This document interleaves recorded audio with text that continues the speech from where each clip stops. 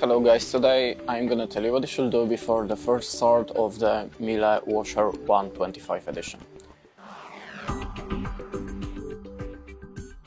So, in the first step, let's open if you correctly balance the appliance and install it to the water and other supplies. Remove anything from the drum.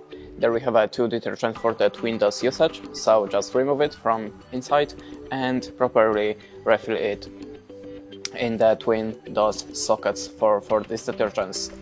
You can check the other videos on our channel how to enable it. Okay, and in the next step, let's close your appliance. The default water hardness is level 2, and start with the empty drum. Start the Keton program, and for the 60 degrees, and this is a calibration process for your washer. After that, you can use your washer normal and start the normal washing cycle. That's it. Thanks for watching. Leave us a like or comment, and goodbye.